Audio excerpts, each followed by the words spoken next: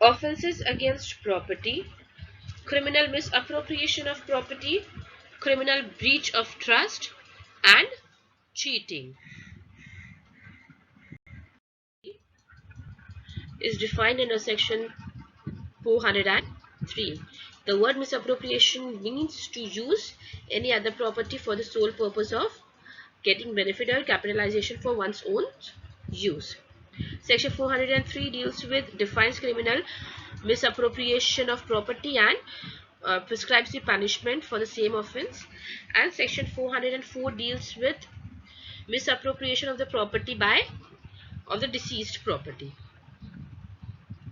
Coming to section 403, which is read as whoever dishonestly misappropriates or converts to his own use any movable property shall be punished with imprisonment of either description for a term which may extend to 2 years or with fine or both. Following the illustrations that A takes property belonging to Z out of Z's possession in good faith, believing at the time when he takes it that the property belongs to him, A is not guilty of theft. But if A, after discovering that his mistake, dishonestly misappropriates the property to his own use, he is guilty of the offense under this section. Illustration B. A, being on friendly terms with Z, goes into Z's library in Z's absence and takes away a book without Z's express consent. Here, if A was under the impression that he had Z's implied consent to take the book for the purpose of reading it, A has not committed theft. But if A afterwards sells the book for his own benefit, he has committed the offense under this section. So first thing you need to understand, you need to come to the ingredients of this section, what this section is basically trying to tell. Coming again to the definition states that a person dishonestly misappropriates or converts a property. Here the first ingredient is talking about two quality. Either I am dishonestly misappropriating it or I am dishonestly converting it. Either misappropriating it for my own use or I am converting it for my own benefit. But dishonestly needs to have your mens rea in it. Unless and until in any of the acts you are committing, if you are not having mens rea, taking an illustration A, if in good faith I am doing it, then it is not coming under the offense. But dishonestly I am misappropriating or converting it, then it will be coming into this offense. The second ingredient, that the property must be movable. The definition specifically speaks about movable property. So here anything that is movable property only would be counted. If you are using any or you are misappropriating or you are converting any of the movable property, it won't be coming under this section. Third, the movable property must belong to the complainant. That means it is a movable property, it is not my property. Again coming to illustration A, I have taken a property belonging to Z, and that too out of Z's possession. But here when I am taking it in good faith, when I am not dishonestly without mens rea, I am taking it, then the property would not be, then the act would not be called as theft. But if after knowing that I am dishonestly appropriating it or converting it, here my mens rea, after knowing it that the property is not belonging to me, the property is belonging to someone else, okay, then in that case I am coming under this section. So the three ingredients are, I am dishonestly misappropriating or converting the property. Second, the property that must be a movable property only. And third, that the property should belong to the complainant, or that the property should not belong to the person who is committing the offense. It should belong to someone else. Okay. In the case of Ramaswamy Nadar versus State of Madras, 1958, the statement states that the word converts to his own use necessarily connotes that the use or dealing with the property in derogation of the right of the owner. Further, in the same case, three conditions were given. Three charges had to be proved to prosecute the offense. Moving further with this section, there are two explanations to that. Explanation 1. Dishonestly misappropriate for a time only is misappropriation within the meaning of this section. Illustration: A finds a government promissory note belonging to Z bearing a blank endorsement. A, knowing that the note belonged to Z, pledges it with the banker as a security for loan, intending at a future time to restore it to Z. A had committed the offense under this section. Okay, so if it is not necessary that I am doing the misappropriation for permanent period, if I'm doing the misappropriation for any specific time also, then too I'll be coming under this section. Then coming to explanation 2. Explanation 2 is simply talking about the finder of the good. If the intention was not dishonest at the time of the possession was taken, a subsequent change of intention does not make the possession illegal. Okay. Explanation emphasizes that in case of finder of good, if he has taken all precaution and ascertained the true owner and kept the good for a reasonable time for restoring it to the owner, he can use the property for himself if the true owner is not found, but immediately misappropriate the property, he would be liable under this section. Coming to the illustration for understanding the explanation too, that A has found a rupee on a high road, not knowing whom it belongs to. I have picked it up. Here I have not committed the offense. But if I had seen कि वो पैसा किसी के pocket में से गिरा हुआ था, and despite knowing that I am using it for my own purpose, then I will be coming under this section that I have dishonestly misappropriated the property.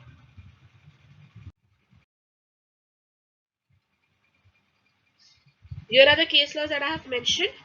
Moving further with section 404, which deals with misappropriation of deceased property.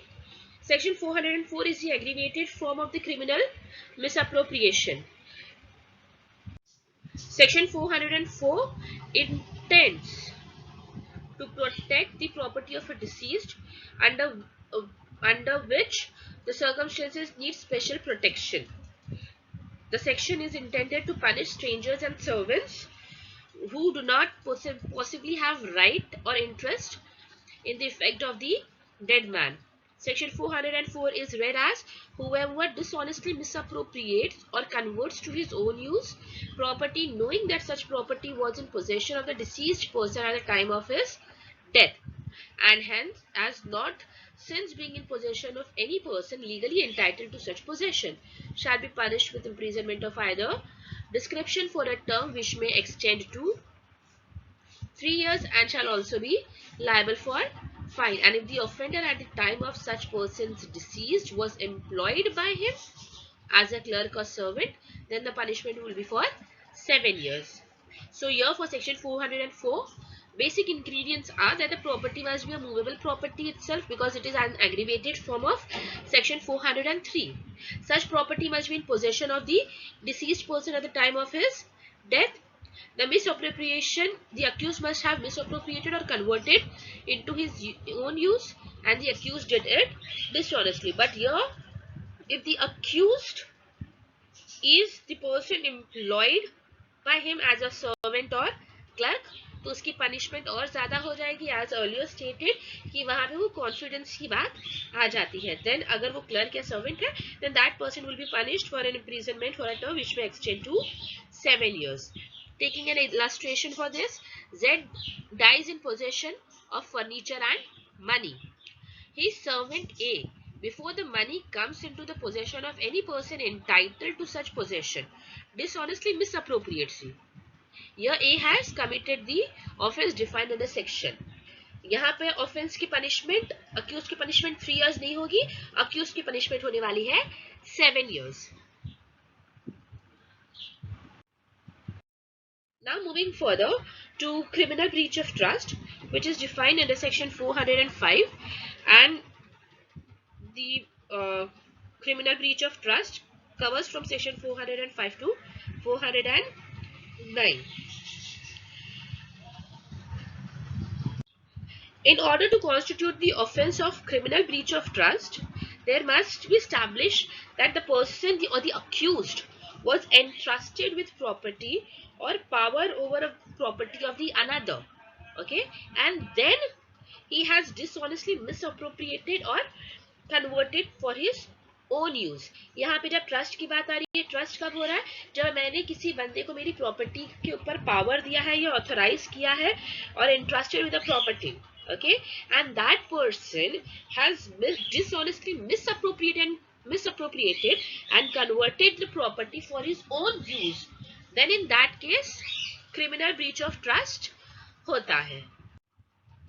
Section 405 is read as, whoever being in any manner entrusted with property, with any dominion over property, dishonestly misappropriates or converts to his own use that property, or dishonestly uses or disposes of that property in violation of any direction of law prescribing the mode in which such trust is to be discharged, or of any legal contract, express or implied, which he has made touching the discharge of such trust, or willfully suffers any other person to do so, commits criminal breach of trust.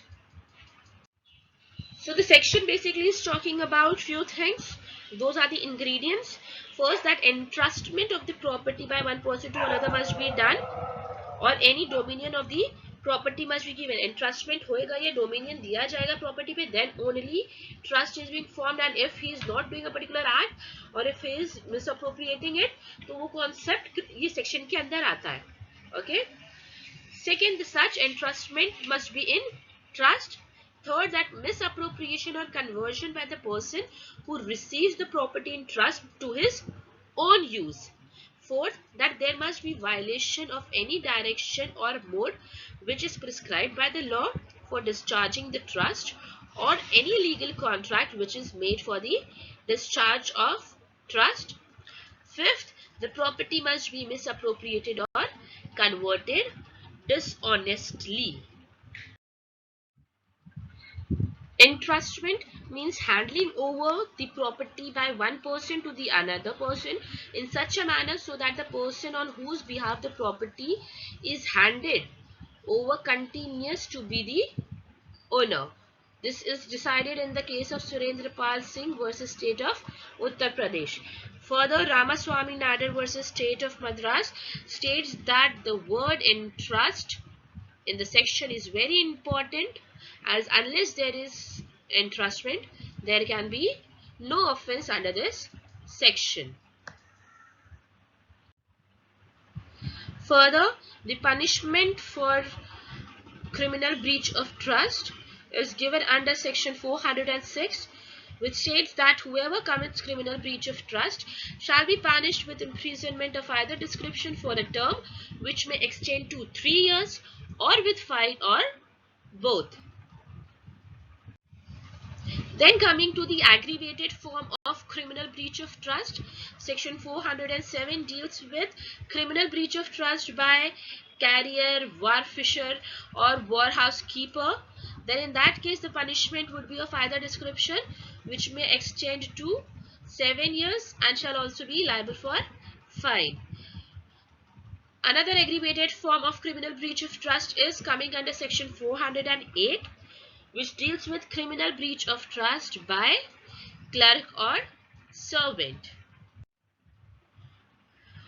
If any clerk or servant who is being entrusted with property or with dominion over property commits criminal breach of trust, then that person shall be liable for the imprisonment which may extend to 7 years and shall also be liable to fine. Again, if we see section 406, basically talking about the general punishment is of 3 years, but when I am talking about aggregated form, but in the case of clerk and servant, the punishment is much higher, that is from 3 years to the punishment has increased to 7 years. The reason, it again comes under the bracket of confidence. Then comes section 409, which deals with criminal breach of trust by public servant or by banker, merchant or agent. They are authorized person, they are having an authority. Okay, so A public servant or in the business as a banker, merchant, factor, broker, attorney or journal or agent, if they commit criminal breach of trust, their punishment shall be with imprisonment for life or imprisonment of either description for a term which may extend to 10 years and shall also be liable for fine.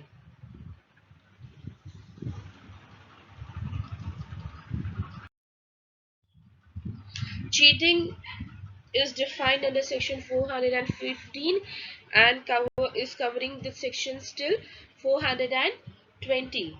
The word cheating simply means an act against the common concept of honesty. Cheating under section 450 is defined as whoever by deceiving any person fraudulently or dishonestly induces the person so deceived to deliver any property to any person or to consent that person to deceive or to omit to deceive person so deceived to do or to omit to do anything which he would not do or omit if he were not so deceived, and which act or commission causes or is likely to cause damage or harm to the person in body, mind, reputation or property is said to cheat. The explanation to this section is that a dishonest concealment of fact is a deception within the meaning of this section. So the ingredients of this section is given in the case of Hridaya Ranjan Prasad Verma versus State of Bihar in the year 2000. It states that 415 has defined cheating and requires, first thing, a deception of any person. Second, by fraudulently or dishonestly inducing that person to either deliver any property to any person or to consent any person shall retain any person to consent that any person shall retain any property or intentionally inducing that person to do or to omit to do anything which would not which he would not do or omit if he were not so deceived, and which act or omission causes or is likely to cause damage or harm to that person in body, mind or reputation. So basically cheating means to make a person do a certain thing after deceiving that person with fraudulent or dishonest intention and inducing that person to deliver property to any other person or to give the consent that the person can retain that property or to do certain thing or omit to do certain thing which if he would not have done if he would not be deceived. Okay, coming to the illustration. A, by falsely pretending to be a civil service, intentionally deceives Z and thus dishonestly induces Z to let him have on credit goods for which he does not mean to pay. A has done cheating. तो यहाँ पे definition की कौन कौन सी चीजें आ रही है? First आ रही है, he has falsely pretended to be a civil servant. Okay, and intentionally deceives. Here he is fraudulently inducing that person. Okay, he has fraudulently induced that person or pretending to be a civil service person, and because of his uh, pretension or his fraudulent act or his dishonest act, he has induced the person Z to deliver him certain goods. He is delivering the property or he has consented that person to retain that property. Okay, and he has done this act with a guilty mind with which he does not want to pay. So here he has committed the offense of cheating. Coming to the second example, A, by putting a counterfeit mark on an article, intentionally deceives Z to believe that this article was made by a celebrated manufacturer and thus dishonestly induces Z to buy and pay for the article. A has done cheat. Okay, A has cheated. So दूसरा example ले लो, मैं आपके सामने एक bag लेके आ रही हूँ, उस बैग के ऊपर लिखा है अमेरिकन टूरिस्टर, ओके, जबकि वो बैग एक नॉर्मल लोकल ब्रांड का बैग था. I have changed it, I have made certain changes in it, I have given a logo of the American Tourister. So here I am deceiving you with the name कि मैं ये एक branded है, brand का नाम लेके मैं आपको डिसीव कर रही हूँ fraudulently, so that I can induce you to buy that bag. Why I have done that? So that I can get certain benefit and you are losing certain thing. It is affecting your mind as well as your property, because when you use it you come to know that it is not of the original brand. Second, you have been cheated by I have charged more amount of property, more amount of money. जो वो bag की actual कीमत है तो उससे ज्यादा मैंने आपसे मांगा, because I have deceived you to believe fraudulently that कि वो बैग एक ब्रांड बैग है. Okay, so this is cheating.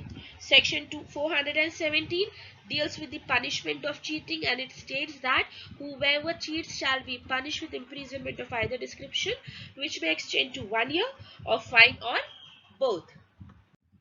Then section 416 deals with cheating by personation. Personation means that वो बंदा मैं नहीं हूँ लेकिन I am pretending it to be that particular person. So section 416 states that a person is said to cheat by personation if he cheats by pretending to be some other person, or by knowingly substituting one person for another, or representing that he or any other person is a person other than he or such person really is. Explanation: the offense is committed whether the individual personated is real or imaginary. तो यहाँ पे अगर मैं आपको illustration देती हूँ 416 के लिए, कि अगर मैं person X बन के आती हूँ कि मेरा ये एक बैंक है और ये बैंक का हम लोग लोन दे रहे हैं, या आप लोग इसमें इन्वेस्ट करें, या कोई एक बिजनेस है जिसमें आप इन्वेस्ट करेंगे तो आपको दोगुना पैसा करके मिलेगा. I am not that person is imaginary person. Here I have taken the form of that person for a sole purpose of deceiving a person fraudulently and dishonestly to induce that person to deliver any property to me. Second illustration आप ले सकते हैं कि I have pretended to be a person B who is a deceased person, and after becoming that person I am entering into a contracts and all. Okay, here I have cheating that person with personation because I am not that person actually, लेकिन मैं वो मरे हुए इंसान का pretend करके मैं contract sign करके deceive करके उससे property deliver करवा रही हूँ. Then in that case I am doing the offense of cheating by personation, and the punishment for the same is given under section 419, that is imprisonment of either description for a term which may extend to 3 years, or fine, or both.